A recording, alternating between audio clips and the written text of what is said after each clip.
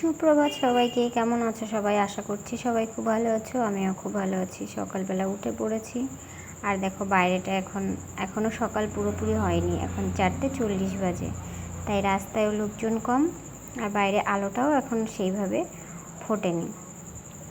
দেখো অন্ধকার অন্ধকার অনেকটা লাগছে। তো বাইরের কাজ কমপ্লিট করে চলে এসেছি রান্না করতে। তাড়াতাড়ি রান্নাটা করতে হবে, ছেলেকে স্কুলে পাঠাতে হবে। চাল কুমড়ো কেটে কুচিয়ে এটাকে ভাজা করব, আর শাক ভাজা করব, আর ছেলের জন্য ডাল করব।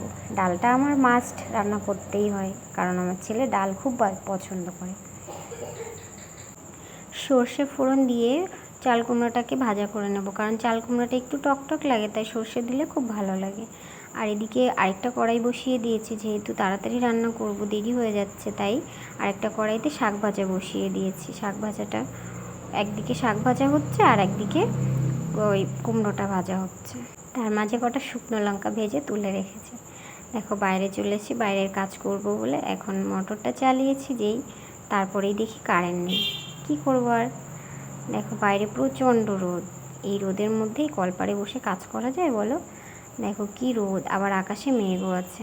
যেমন রোদ তেমনি আবার আকাশে মেঘও আছে। ছেলেকে স্কুলে পাঠিয়ে দিয়েছি, আমি যাব 1টার সময়। দেখো স্নান করে রেডি হয়ে নিয়েছি, এবার ছেলের টিফিন বানিয়ে নিয়ে চলে যাব ছেলের কাছে।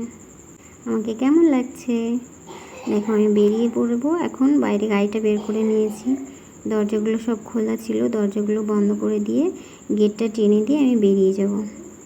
বাইরে এখনও রোদ আছে, যেমন রোদ উঠছে তেমনি বৃষ্টি, মেঘ করছে। বৃষ্টি হচ্ছে না, একটু একটু বৃষ্টি হচ্ছে, মেঘ করছে খুব।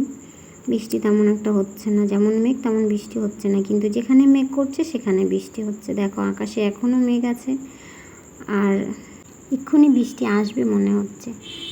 তো আজকের ভিডিও এই পর্যন্ত, দেখা হচ্ছে নেক্সট